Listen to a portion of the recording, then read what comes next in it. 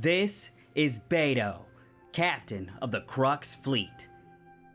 Full of pride and a love for the sea, her crew, the Crux fleet, and her ship, the Alcor, Beidou is the pirate queen, whose travels have her anchored on the offshore of Leeway.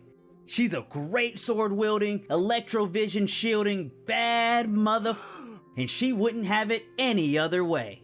With the right combinations of weapons and artifacts, Beidou can occupy multiple roles within your party, such as a damage mitigator, on and off-screen DPS, and to some extent, a support. But first, we need to figure out what she actually does. Let's take a look. With the sea at her wayside, let's take a dive into her abilities. We'll start with the elemental skill, Tide Collar. When tapped, Beidou applies an electro status to herself and is shielded briefly before unleashing a powerful electro slash.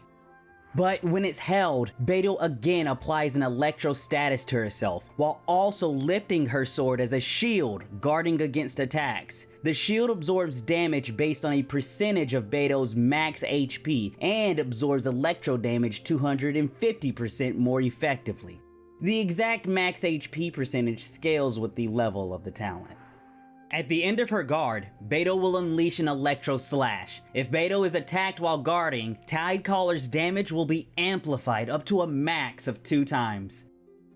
We'll zip past her elemental burst, for the time being, and zap right into her ascension talents. Using Tide Collar, the moment you are about to receive damage will activate Beidou's Ascension 2 talent, Retribution, granting Tide Collar its max damage bonus. If unsure that the max damage bonus is achieved, look for the darkened sky or the size of Tide Collar.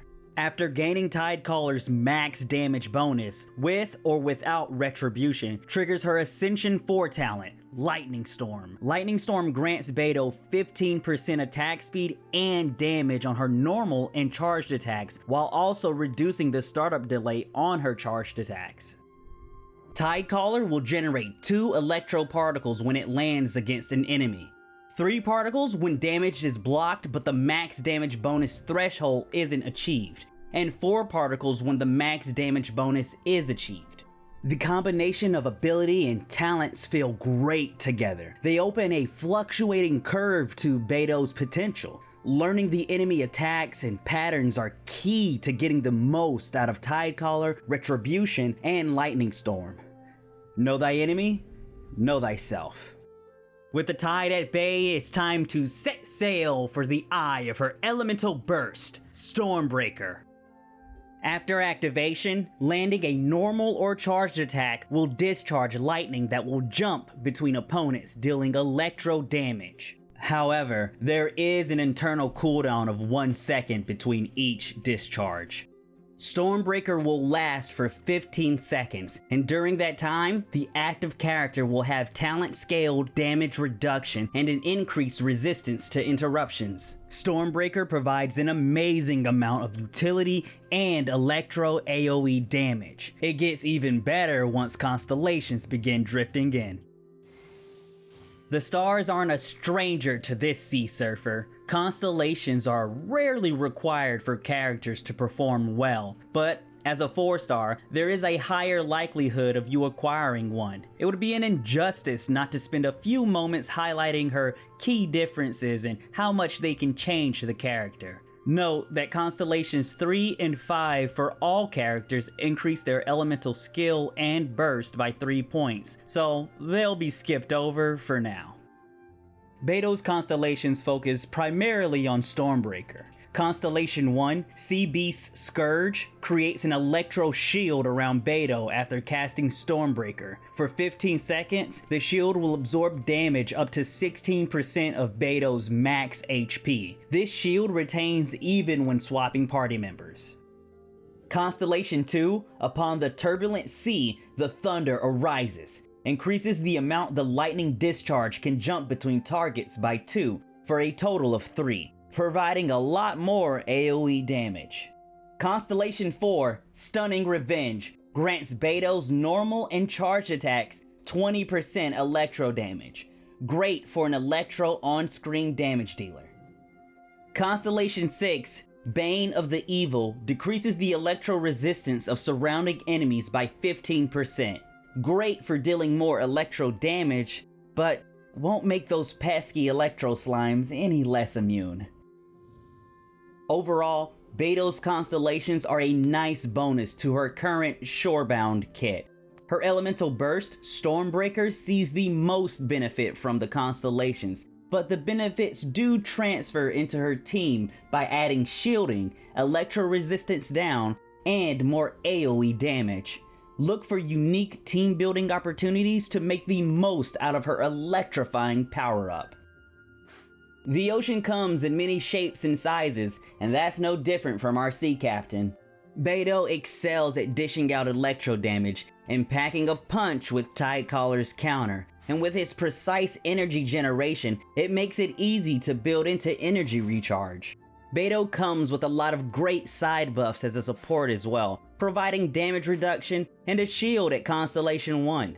She might excel at electro AoE damage, but don't wash aside her physical damage either. She can drown and shock an opponent with the amount of mixed damage she dishes out. Being an electro unit, it's even easier to fit her into superconduct parties. Like all units, well, except Venti, she does have her share of glaring weaknesses. As an electro unit, her elemental reactions are a bit lackluster in the damage department. She will have inherent weaknesses when stacked with Pyrovisions because of how Overload knocks away smaller, non-sturdy enemies. As good as her elemental burst is, its high energy cost and moderate skill cooldown leaves much to be desired if not properly built for. Her constellations, while not necessary, do add a lot of support, AoE damage, and electro resistance down, which, if you aren't lucky or are free to play, can be a lot to invest in. Luckily, Genshin isn't a solo character game, and a lot of these strengths and weaknesses can be built to amplify and mitigate. Let's check out a few. As a pirate of the Shanty Sea, Beidou works well when her crewmates work well with her. Whether you take her as an on or off-screen damage dealer, consider these crewmates for your hightailing adventures. If you're focusing on Tidecaller or just Electro Burst, consider Bennett providing healing, pyro resonance, and damage amplification. Xialing allows for pyro resonance and pyro applications. Sucrose gives damage amplification with Thrilling Tales, gives damage debuff with Verdescent Veneer, and provides grouping, while Fischl helps with elemental resonance and acts as a battery for Beidou's elemental burst. If physical or electro on-screen damage dealer is more your thing, try out any cryo for superconduct, but be careful of Chongyun's elemental skill. Xingyan is great for buffing physical damage up, added shielding, and providing physical resistance down. Lisa can also provide physical resistance down while providing elemental resonance as well. Xingqiu is great for electrocharge while adding damage reduction and some healing. If you find yourself needing more healing, Barbara is great, helps with electrocharge, and can save you some stamina while using charged attacks. Supports are far more subjective, so let your creativity wash through.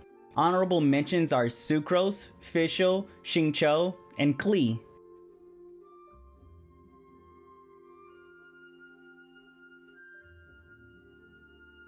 Really, almost any electro resonance team Beidou would love to be a part of. Klee, as a ranged pyro unit, isn't affected as much by overload knocking enemies away, allowing her and Beidou to mesh well. Remember to mix and match your team to your needs, and if you find any interesting compositions, feel free to tell us about them in the comment section. Artifacts and weapons, like team compositions, come in various shapes and ships. If you're focusing on Tidecaller, look into getting 2-piece Thundering Fury coupled with 2-piece Gladiators. As for an elemental burst centric build, look into 4-piece Thundering Fury if you prefer to use elemental reactions like Electrocharge. Also, consider 2-piece Thundering Fury with 2-piece Noblesse Obliged. If you have at least her Constellation 2, this will make for an excellent burst setup. When it comes to dealing physical and electro damage as an on-S DD, we should look into using artifacts that complement just that. For a physical on-S DD, a combination of 2-piece Bloodstained Chivalry and 2-piece Thundering Fury will work wonders. While an electro on-S DD is looking for something like 2-piece Thundering Fury and 2-piece Gladiators. Note that 4-piece Thunder Soother is a great artifact set for Beidou as well, for either build. But what good are artifacts without a weapon to use them with? Weapons, like Waves of the Sea, are defined by the impact they cause. Beidou, being a weapon of the sea, can cause a tidal wave of discourse with any weapon in her hands. Here are a few standouts to keep your opponents crashing under. Note that 5-star weapons are better 9 times out of 10 because of their high base attack. Due to this, none will be included here.